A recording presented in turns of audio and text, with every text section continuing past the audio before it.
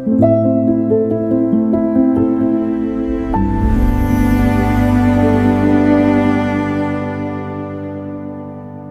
can't build a future with a man who can't even build a paycheck.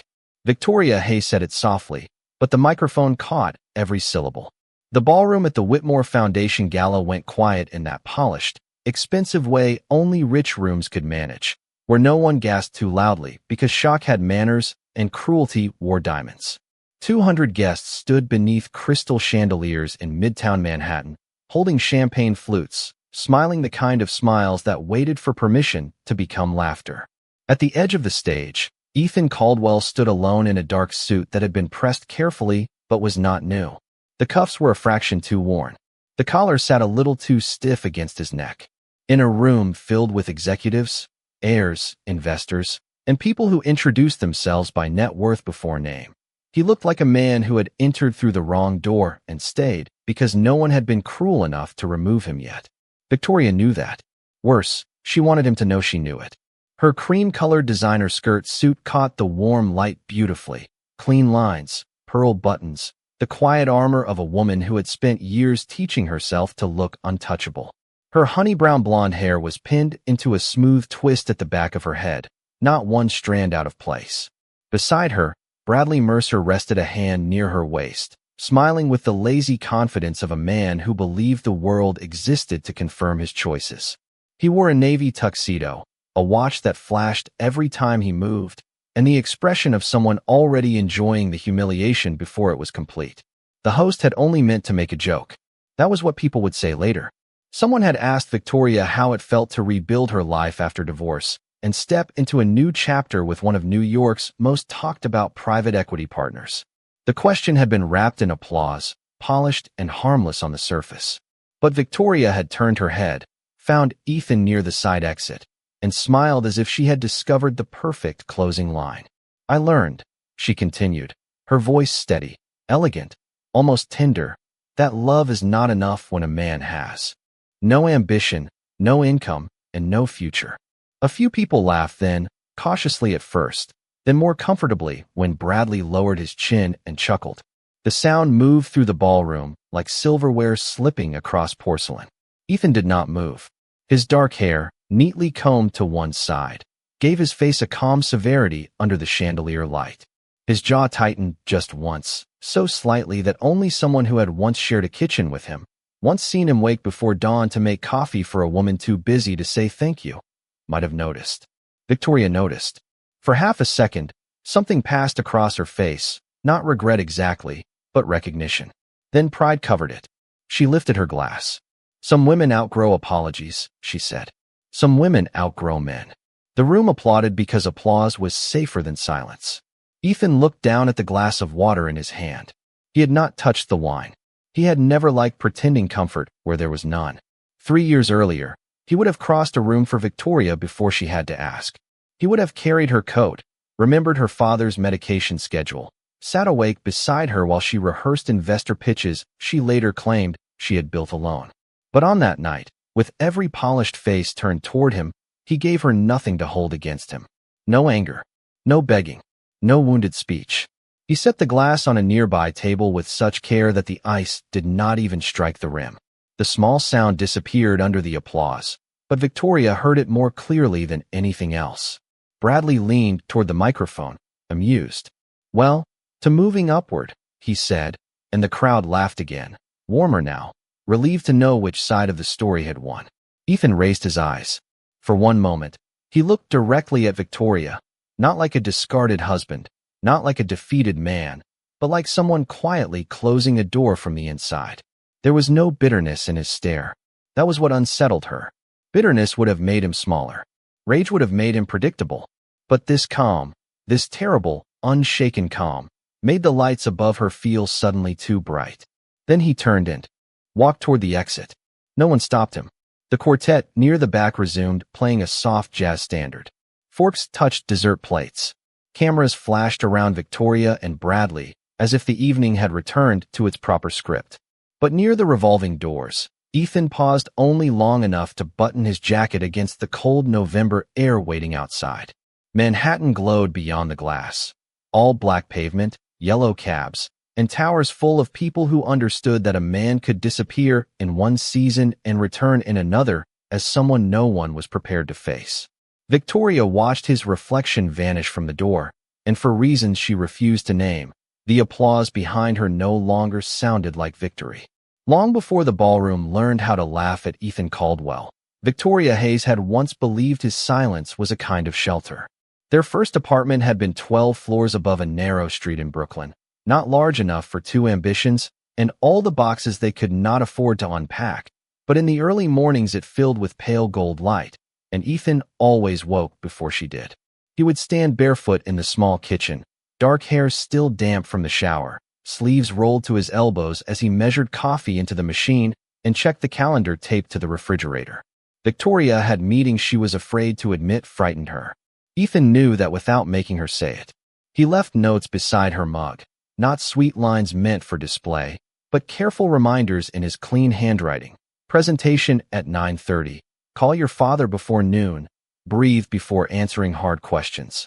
Back then, she would smile at those notes as if they were proof that love could be practical, quiet, and strong. She was building Hayes and Whitmore interiors from a borrowed desk in a shared office near Union Square, chasing clients who loved her taste but doubted her experience. Ethan was rebuilding too, though in a way less visible. A failed logistics startup had taken his savings, his reputation, and the polished confidence people expected from a man in a suit. He took consulting jobs where he could find them, drove across New Jersey for meetings that sometimes ended with polite rejection, and came home carrying grocery bags because Victoria often forgot to eat when she was anxious. He never called it sacrifice. He called it Tuesday. When her father, Richard Hayes, had chest pains during a winter storm, Ethan was the one who drove 27 miles through frozen traffic to get him to the hospital, then sat in the waiting room with a vending machine coffee going cold between his hands. Victoria arrived 2 hours later in heels, breathless and terrified, and Ethan only stood, gave her his seat, and said, "He is stable." He did not mention that he had missed an interview that morning. He did not mention that the recruiter never called back. That was the kind of man he had been, always leaving his own disappointments outside the door so her world could feel less heavy. But kindness, when offered too quietly, can become invisible to someone hungry for applause. As Victoria's company began to attract wealthier clients, her days changed shape. She started taking dinner meetings at rooftop restaurants where candles glowed beside $600 bottles of wine. She learned to laugh at jokes she did not find funny because the people telling them controlled contracts. She bought better shoes, then better suits, then a better version of herself for rooms that measured worth before character. Ethan tried to follow her into that world, but he did not shine there. He listened more than he spoke. He refused to exaggerate. When someone asked what he did, he answered honestly, and honesty sounded too much like failure in places where everyone polished their past. Bradley Mercer entered her life at a charity design auction in Soho, all charm, silver cuff links, and effortless access. He praised her eye, introduced her to investors, and said her brand deserved a bigger stage than a modest office and a husband still searching for his place. At first, Victoria disliked the way he said it. Then she heard it again in softer forms, from clients, from acquaintances, from women who touched her arm and said she was outgrowing her old life. The words did not wound her immediately. They settled, thin as dust, over every small thing Ethan did. The coffee by her laptop began to feel ordinary. The careful reminders began to feel embarrassing. His patience began to look like weakness. One evening, she came home late from a dinner in Manhattan and found Ethan asleep at the kitchen table with a spreadsheet open on his laptop, quietly reviewing her company expenses because her bookkeeper had made errors. A year earlier, she would have kissed his temple and whispered thank you. That night, she looked at the worn fabric of his shirt, the stack of unpaid bills near his elbow, the modest apartment around them, and felt something cold move through her. Not sorrow, not gratitude, shame. She mistook the man who had carried her through storms for the storm itself. By spring, their conversations became shorter. By summer, she stopped asking how his meetings went. By fall, she was letting Bradley walk her to black cars outside restaurants while Ethan stood at home beside a reheated dinner he no longer expected her to eat. The marriage did not break in one dramatic moment. It thinned slowly, like ice under beautiful light, until one day Victoria could look at the man who had given her his steady hands, his sleepless nights, and his last clean pieces of hope, and see only the absence of a title impressive enough to say aloud. The morning Victoria decided the marriage was over, rain moved down the Brooklyn windows in thin silver lines, turning the city outside their apartment into a blurred painting of brick, glass, and gray sky. Ethan had been awake since 5, sitting at the kitchen table with a legal pad, a laptop, and 2 cups of coffee he had made out of habit. One cup sat untouched on Victoria's side, exactly where he had placed it every morning for years, handle turned slightly to the right, because she liked to pick it up without looking. He had reviewed 3 job listings before sunrise, sent 2 proposals to former clients, and folded a clean towel over the back of her chair because she had left for bed the night before too tired to notice the laundry. There was nothing dramatic in the room. No raised voices. No shattered trust lying visibly on the floor. Only the small silence of a home, where one person was still trying and the other had already left in her heart. When Victoria walked in, she was dressed for Manhattan, not marriage. Her cream wool coat was buttoned neatly over a black dress, her honey-brown blonde hair pinned into a polished twist, her heels quiet but certain against the old floorboards. She smelled faintly of expensive perfume and cold rain. Ethan looked up, and for a second, the softness in his eyes returned out of instinct, the way a porch light comes on before realizing no one is coming home. He pushed her coffee toward her. She did not touch it. Instead, she placed a manila envelope on the table between them. It landed without force, but the sound seemed to empty the apartment. Ethan glanced at the envelope, then back at her face. Victoria had prepared for anger. She had prepared for pleading. She had even prepared for the wounded kind of tenderness that would make her feel guilty enough to hesitate. But Ethan only sat very still, one hand resting beside the coffee cup, his expression calm in a way that made her chest tighten. "I had my attorney draw everything up," she said. Her voice was smooth, rehearsed, almost businesslike. "It is fair. More than fair, considering the circumstances." Outside, a bus sat at the curb. Somewhere upstairs, a child laughed, then a door closed. Ethan opened the envelope and looked at the first page. The word dissolution sat near the top in clean black type, colder than any insult because it did not need emotion to be final. Victoria folded her arms. "I cannot keep doing this," she continued. "I cannot keep carrying a man who has no title, no income, and no future." The sentence had been sharpened elsewhere, perhaps in Bradley Mercer's car, perhaps in the mirror of a restaurant restroom, while she reapplied lipstick and convinced herself cruelty was clarity. Ethan absorbed it without flinching. That almost angered her. A part of her wanted him to break the image she had built of him. She wanted him to prove he was small, desperate, dependent, anything that would make leaving him feel less like betrayal and more like escape. But he only turned the page, reading every line as if dignity required attention even at the end.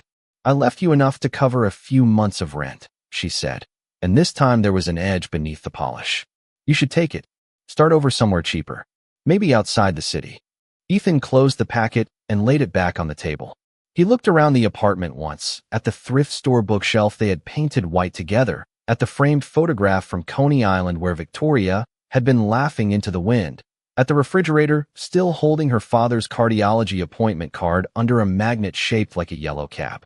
Then he reached for his wedding ring. He did not pull it off quickly.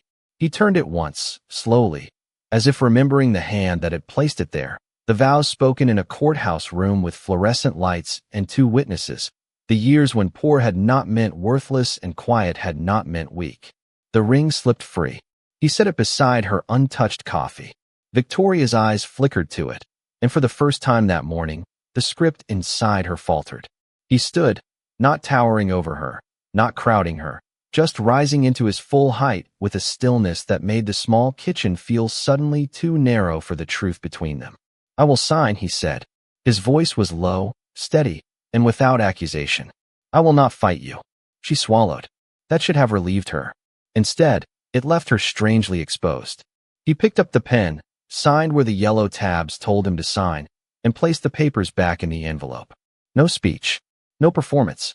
No attempt to remind her who had sat beside her father in the hospital or who had stayed awake balancing company invoices she never thanked him for fixing. Victoria lifted her chin, reaching for the last piece of superiority she had carried into the room. "One day, you may understand why I had to choose a real future," she said. Ethan looked at her then, and his eyes were not cold yet, but they were no longer hers to read.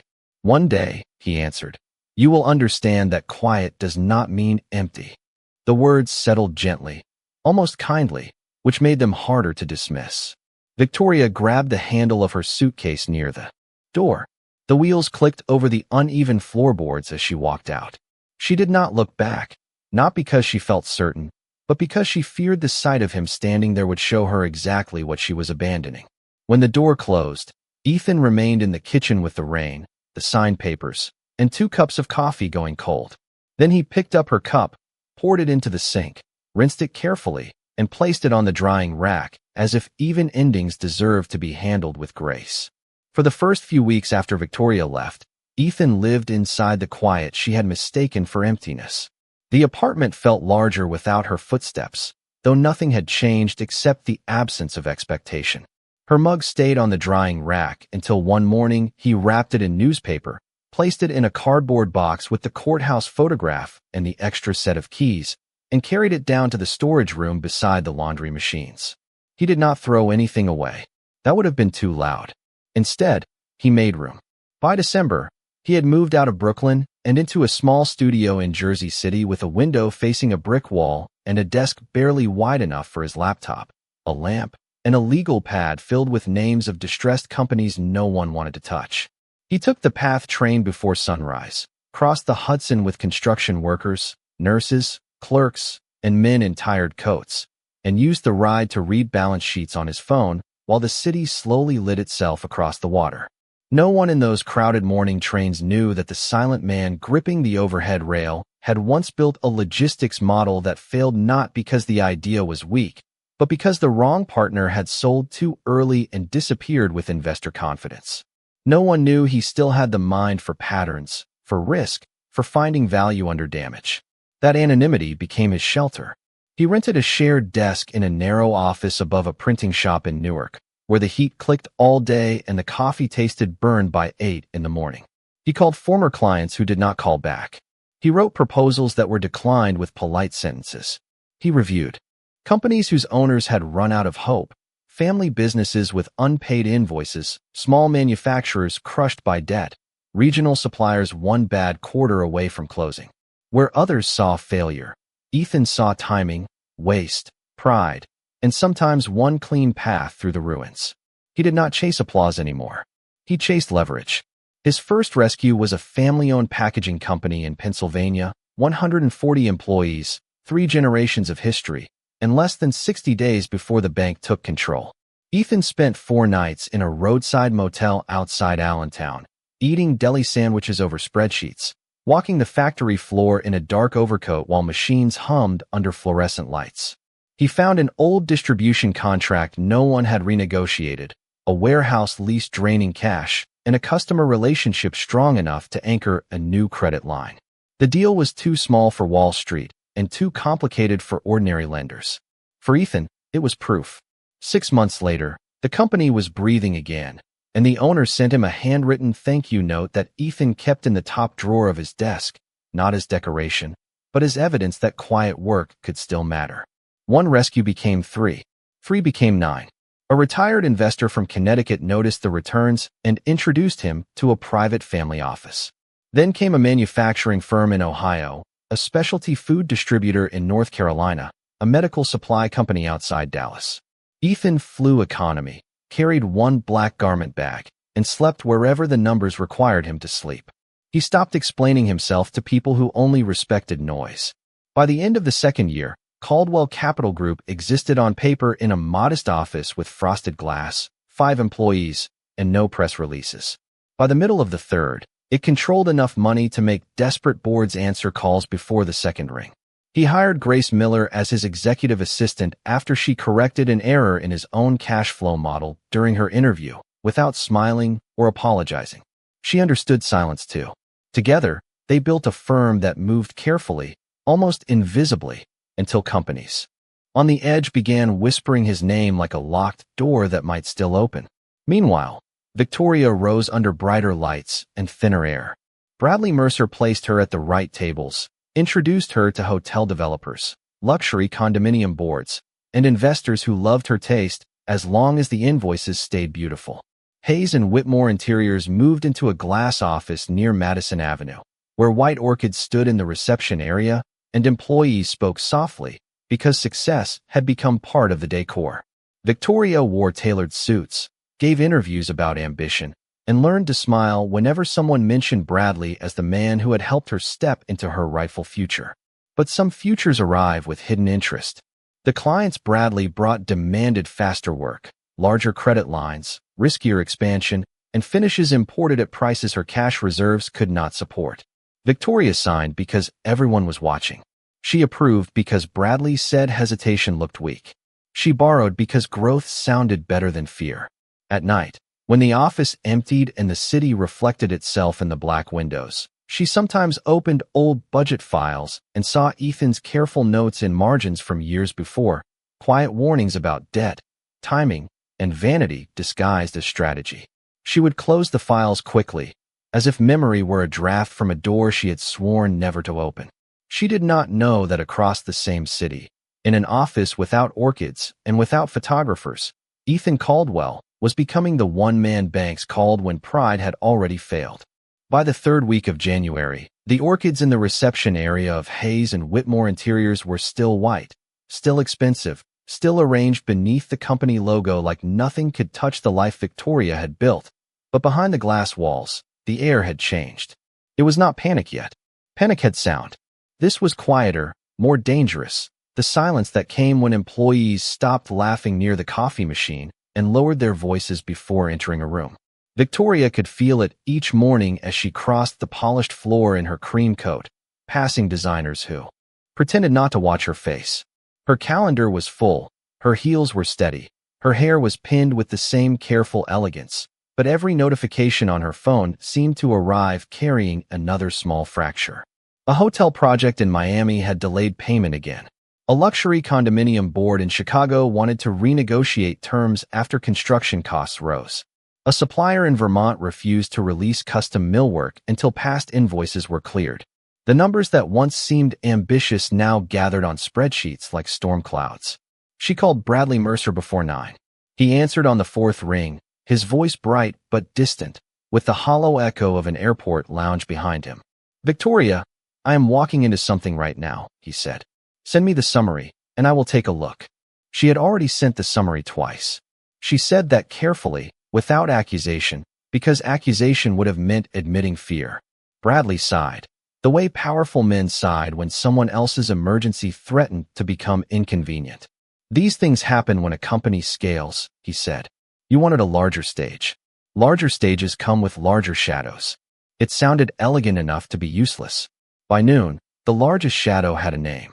Northbridge Hotels, the client that had made magazines call Victoria a rising force in American luxury design, sent a formal notice suspending all future work pending a financial review. The email arrived while she was standing beside a marble sample table, and for several seconds, she simply stared at the screen. Around her, the office continued its careful performance of normal life. Phones rang. Printers hummed. Someone rolled a chair across the floor. Yet Victoria felt as if the room had moved several feet away from her body. Northbridge was not just another client. It was the spine beneath her expansion, the reason she had hired 23 new employees, leased additional warehouse space in Queens, and approved deposits on imported fixtures that now sat in crates waiting for someone to pay for beauty after confidence had already left the room. Her chief financial officer, Daniel Price, came in at 2 with his tie loosened, and his face pale beneath the conference room lights. He placed a folder on the table, not dramatically, but gently, which frightened her more. "We have maybe 6 weeks if everyone stays patient," he said. 3 if the suppliers tighten terms. Victoria looked through the papers. Credit lines, overdue invoices, personal guarantees. The language was clean, legal, and merciless. "What about Bradley's investors?" she asked. Daniel hesitated. The hesitation was the answer before the words arrived. "Mercer Development has stepped back from informal support. Their office says there was never a binding commitment." Victoria's fingers stilled on the page. She remembered Bradley at dinner, Bradley smiling across candlelight, Bradley saying he believed in her vision, Bradley telling her that hesitation was the enemy of greatness. None of it had been written. All of it had been enough for her to risk the company her father had built from a two-room office in Queens 30 years earlier. That evening, she drove to Richard Hayes's townhouse in Greenwich because he had stopped answering calls. She found him in his study, not ill enough to be helpless, but tired in a way that made him look older than the photographs lining the shelves. He had already heard. Old clients talked. Banks talked. Pride traveled slower than bad news. "You should have told me sooner," he said. No anger, just exhaustion. Victoria stood near the doorway, still wearing her coat, unable to step fully into the room where framed awards from the early days of Hayes' interiors glowed under warm lamps. "I thought I could fix it," she said. Richard looked at her for a long moment. That is what frightened men and proud women always say right before they learn the difference between control and wisdom. The words landed softly, but they did not spare her. By the next morning, Daniel had compiled a list of rescue options, and one name sat at the top because every other lender had either refused or demanded terms that would leave the company hollow. Caldwell Capital Group. Victoria read it twice, frowning. The name sounded familiar in the vague way powerful names did when they moved behind other people's. Emergencies. "Who runs it?" she asked. Daniel shook his head. "Private firm. Very discreet. They specialize in distressed companies. If they agree to meet, we need to be prepared. They are known for seeing everything." Victoria looked through the conference room window at the city shining cold and bright beyond Madison Avenue. She thought of boardrooms, banks, reputations, employees with mortgages, her father's tired eyes, Bradley's unanswered calls. Then she looked back at the name on the page, unaware that the door she was about to knock on had once been closed by the man she left standing in a Brooklyn kitchen beside 2 cups of coffee going cold. The meeting was scheduled for Thursday at 10 in the morning, and Victoria arrived 22 minutes early because fear had turned punctuality into control. Caldwell Capital Group occupied the 46th floor of a black glass tower near Bryant Park, the kind of building where the lobby smelled faintly of polished stone, winter coats, and money that did not need to introduce itself. Outside, Manhattan moved with its usual impatience, yellow cabs sliding through slush at the curb, office workers balancing paper cups of coffee, delivery trucks hissing beside the sidewalk. Inside, everything was quiet enough to make the sound of Victoria's heels feel too personal. She wore her cream skirt suit, the same color that usually made her feel composed, but that morning the fabric seemed lighter than armor and thinner than confidence. Her honey-brown blonde hair was pinned into its careful twist. Her makeup was flawless. Her hands, however, betrayed her as she adjusted the folder against her chest and looked toward the security desk. Daniel Price stood beside her in a charcoal suit, holding the financial packet that contained every number she wished could be softened by charm. He had not slept well. It showed in the shadows beneath his eyes and in the way he kept checking his watch, as if time itself had become a creditor. The receptionist gave them temporary badges and directed them toward a private elevator. There was no logo on the wall, only the firm's name in small brushed steel letters near a side corridor. Caldwell Capital Group. Victoria looked at those words again, searching her memory for the reason they unsettled her, but the thoughts slipped away beneath the pressure of the moment. The elevator rose without music. 46 floors passed in a smooth, silent climb, and with every number that lit above the door, Victoria felt the distance growing between the woman who had once been celebrated in glossy magazines and the woman now carrying a rescue proposal like a confession. When the doors opened, she stepped into a reception area unlike any investment office she had imagined. There were no flashy screens, no loud art, no people speaking into headsets as if urgency were the same as importance. The space was elegant, restrained, almost severe. Dark wood, soft gray walls. A long window looking over Midtown, where the city stretched cold and bright beneath a pale January sky. A woman in a tailored black suit rose from behind a glass desk. "Ms. Hayes, Mr. Price," she said. "I am Grace Miller. Mr. Caldwell is expecting you." The name landed softly, but something in Victoria's body tightened. "Mr. Caldwell." She almost asked for the first name, then stopped herself because the question would sound careless. There were many Caldwells in America. There had to be. Grace led them down a hallway lined with closed doors and framed photographs of factories, warehouses, and family businesses that looked ordinary at first glance, then quietly dignified the longer one looked. A textile mill in Georgia, a machine shop in Ohio, a food distributor in North Carolina. Beneath each photograph was a small brass plate with a company name and a year. Victoria understood before anyone explained. These were not decorations. They were recoveries. Lives pulled back from the edge without applause. At the final door, Grace paused and opened it. The conference room was long, quiet, and filled with winter light. 3 senior partners sat along one side of the table. 2 legal advisors reviewed documents near the far end. At the head of the table, with his back partially turned toward the skyline, sat a man in a perfectly tailored black suit, white shirt, and dark tie. His thick black hair was combed neatly to one side.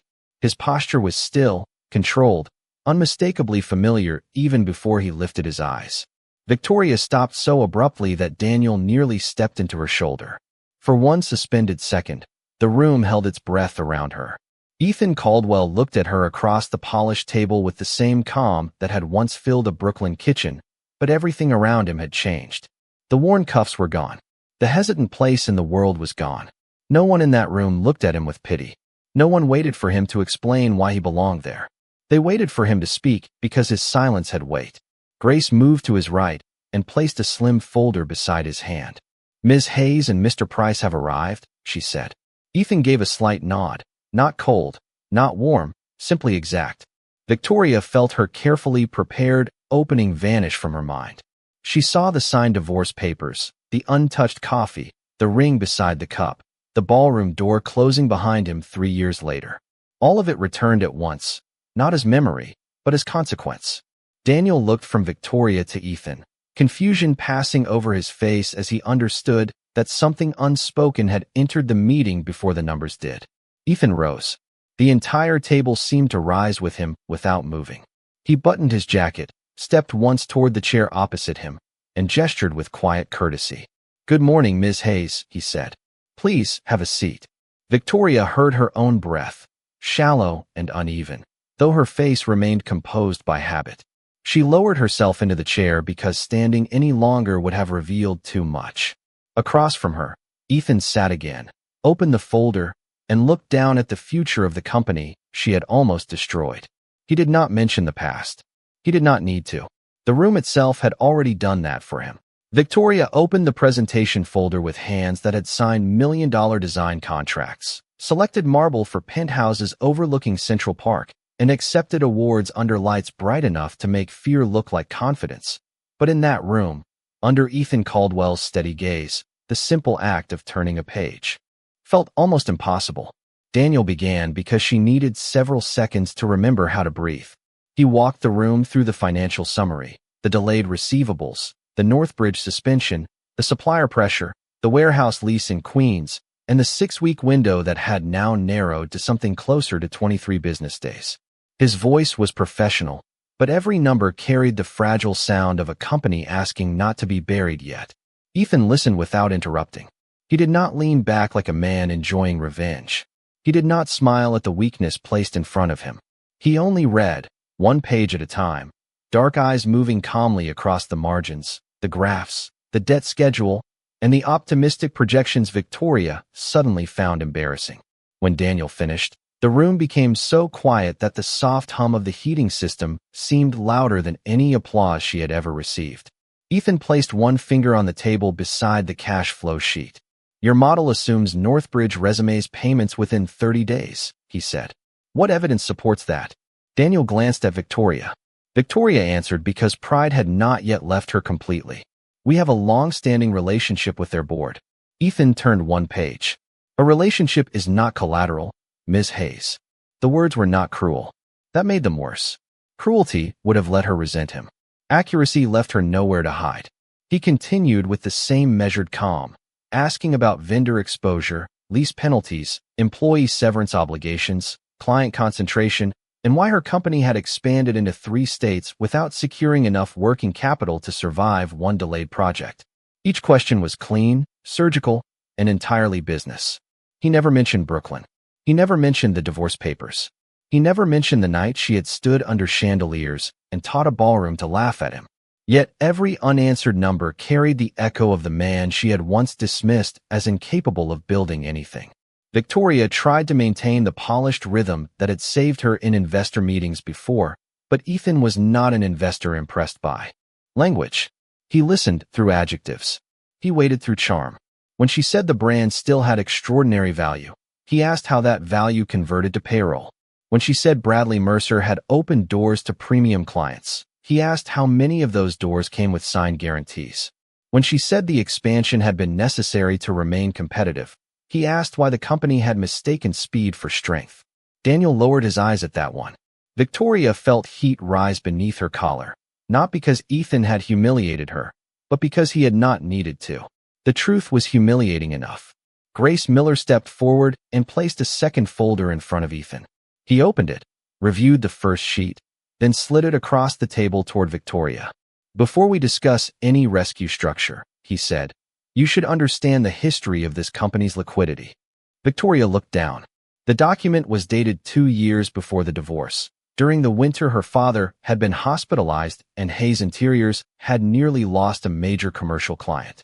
She remembered the fear from that season, the way invoices had stacked up, the way Richard had refused to tell her how close they were to losing everything because she had been preparing for her first serious presentation. She had also remembered, vaguely, that a quiet bridge facility had appeared through a private intermediary, allowing the company to meet payroll and complete the project that later became the foundation of her reputation. Her father had called it a miracle. Victoria had been too busy becoming successful to ask who had arranged it. On the page before her was the answer. Not in dramatic language, not in a confession, just a signature trail, a holding entity, and Ethan's name attached to the guarantee. The room blurred at the edges. She looked up slowly. Ethan's expression had not changed. You guaranteed this? She asked, though the paper already told her. Your father had employees who depended on him, Ethan said. The company had a viable contract. The bank needed someone to absorb the risk for 90 days. Victoria stared at him, searching for accusation, but found only restraint. You never told me. You never asked why the crisis disappeared. The sentence entered her quietly and rearranged something she had spent years refusing to examine. She remembered that same winter. Ethan driving 27 miles through icy traffic to the hospital. Ethan missing an interview. Ethan coming home to review her budget while she slept. Ethan making coffee, as if ordinary devotion were not a form of wealth. The man she had called empty had been carrying weight she had never bothered to see. Daniel shifted in his chair, uncomfortable with the private truth unfolding through public documents.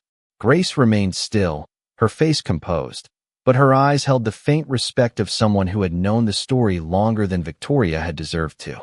Ethan closed the main folder and rested both hands on the table. Caldwell Capital can stabilize Hayes and Whitmore, he said, but not as a favor and not as a monument to anyone's pride. If we proceed, the company will be restructured. The Queen's lease will be terminated or renegotiated. Executive spending will be frozen. Bradley Mercer's informal influence will end immediately. Your board will accept oversight. And you, Ms. Hayes, will submit to operational review like every other chief executive officer who asks us to put capital at risk. Victoria had entered the room expecting to persuade a stranger. She now sat across from the one person who knew exactly how she had risen, exactly how she had fallen, and exactly how much of her success had once been protected by the hands she pushed away. Outside the windows, Manhattan shone with winter indifference, all steel, glass, and distance. Inside, Victoria looked at the rescue terms, then at Ethan, and understood with a hollow clarity that this was not his revenge. This was his standard. That realization hurt more than revenge ever could. The meeting ended without the sound of a verdict. Ethan did not strike the table, did not raise his voice, did not make Victoria sit inside the embarrassment any longer than the facts required. He simply closed the folder, looked toward Daniel, and said Caldwell Capital would deliver a conditional term sheet by 6 that evening if Hayes and Whitmore agreed to open its books completely before noon. The senior partners began gathering their documents. The legal advisors stood. Grace Miller collected the signed confidentiality addendum with the quiet efficiency of someone who had seen proud companies arrive with polished shoes and leave with trembling hands. Victoria remained seated for one extra second, because standing meant admitting the room was real, the documents were real, and the man at the head of the table was no longer a memory she could edit. Ethan stepped toward the door with Grace beside him, already discussing the Northbridge exposure in a low voice. Something in Victoria moved before pride could stop it. She rose too quickly, her chair scraping the floor with a sharp sound that made Daniel look up. "Ethan," she said. For the first time that morning, she used his name.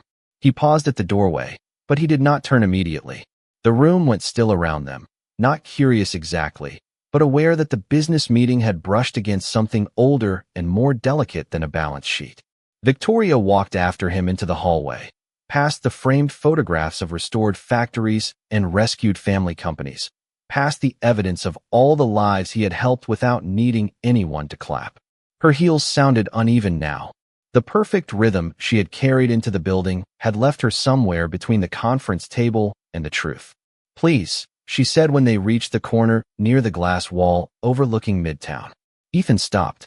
Grace gave him one glance, then stepped back with the restraint of someone who understood boundaries without being told. Daniel remained inside the conference room, staring down at the papers because some moments were not meant for witnesses, even when they happened in expensive offices. Victoria held the folder against her chest with both hands. The skyline beyond the window was hard and bright, the city below moving as if no single heart could ever matter to it. "I did not know," she said. The words came out smaller than she intended. Ethan turned to face her. In his black suit, beneath the cold January light, he looked composed enough to be unreachable. "You did not know because you did not want to know," he said. Not cruelly, not loudly, just clearly. Victoria's mouth opened, then closed. She wanted to say she had been under pressure. She wanted to say Bradley had manipulated her, that success had been moving too fast, that she had been young, afraid, cornered by expectations she did not understand. Some of that was true. None of it was enough. The old excuses rose like smoke and disappeared before they reached her tongue. She looked at him and saw the kitchen again. The envelope, the untouched coffee, the ring placed beside the cup with more grace than she had deserved. She saw the gala, the microphone, the laughter moving across his face without touching his dignity. She saw the guarantee on her father's company, signed quietly by the man she had accused of having no future.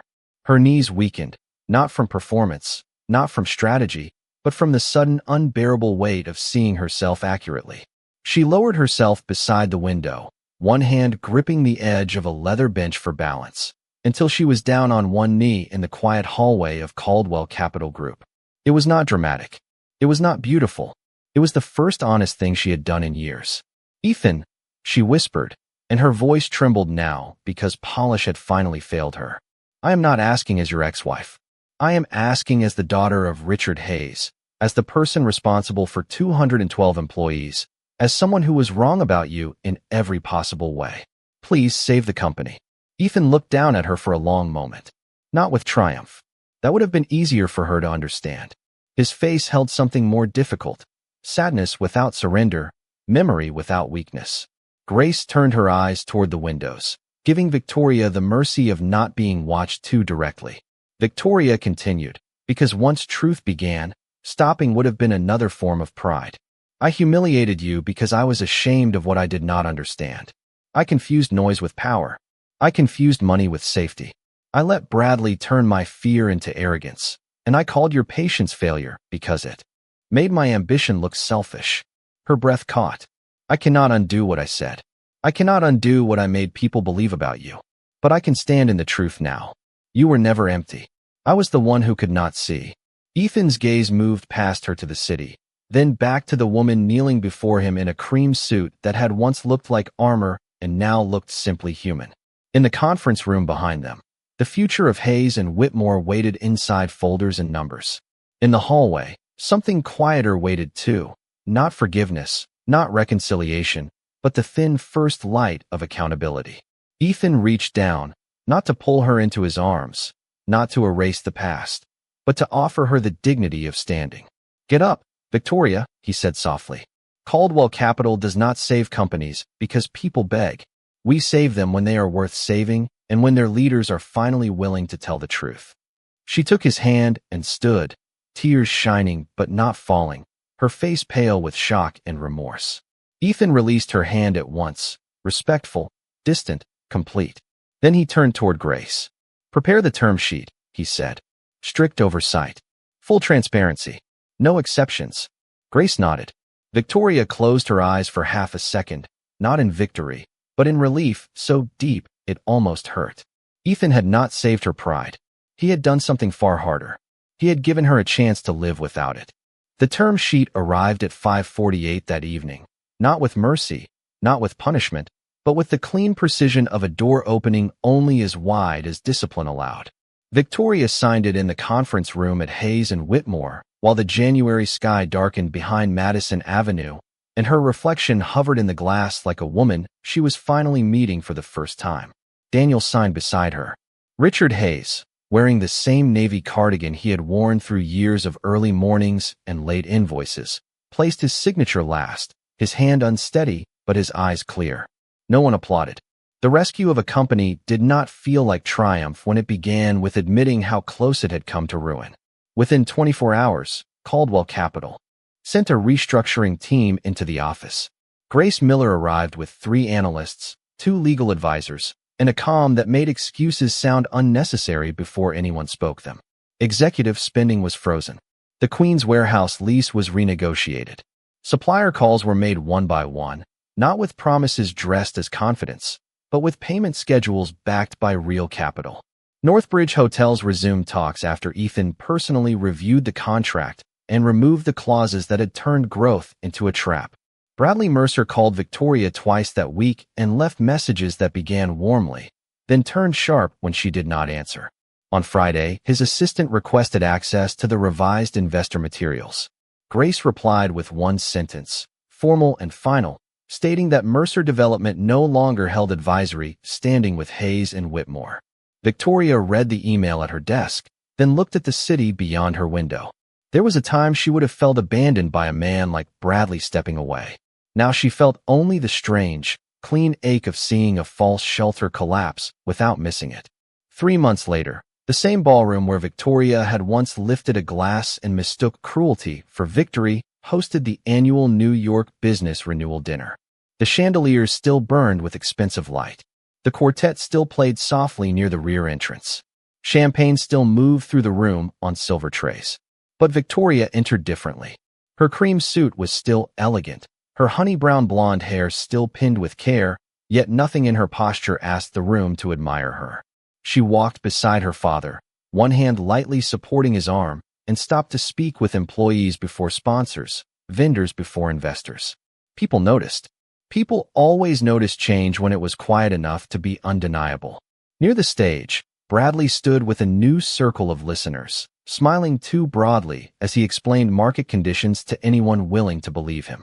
When he saw Victoria, his expression shifted into the familiar charm that had once made risk sound like destiny.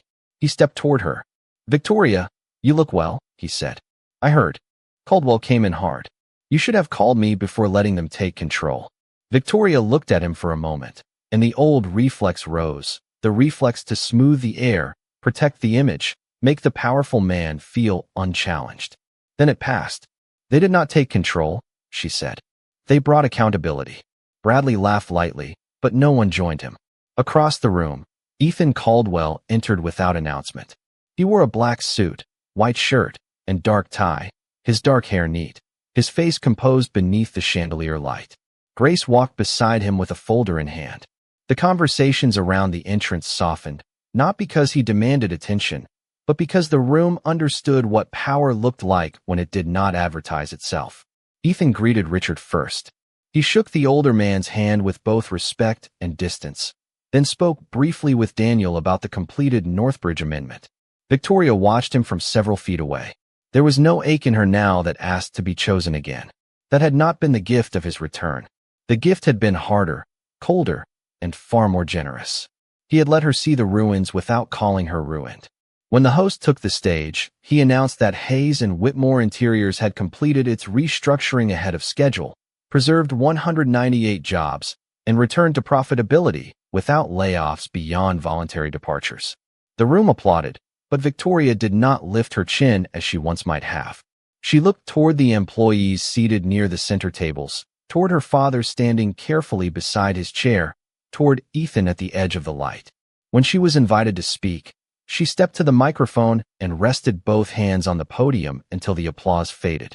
"For years," she said, her voice steady, "I believed success was something you proved loudly enough for others to envy. I was wrong. Success is what remains when pride is removed and responsibility is still standing." The ballroom grew still. She did not name Ethan. She did not need to. She turned slightly toward him, not as a wife, not as a woman asking for the past to reopen, but as someone finally capable of honoring what she had once failed to understand. "I owe this company's second chance to people who told the truth when comfort would have been easier," she said. Ethan gave the smallest nod, almost invisible, and in that quiet motion there was no romance, no revenge, no return to what had been broken. Only closure. After the dinner, Victoria found him near the revolving doors where he had once walked away under the weight of her public shame. Snow fell lightly beyond the glass, softening the city into silver and black. "Thank you," she said. Ethan looked at her, calm as ever, but not distant in the same painful way. "Build something worthy of the people who stayed," he said. Then he buttoned his coat and stepped into the winter evening. Victoria watched him go, and this time the silence he left behind did not feel like loss. It felt like a lesson finally understood. Ethan had not won her back. He had won himself, and in learning that, Victoria had begun the long work of winning back the woman she should have been.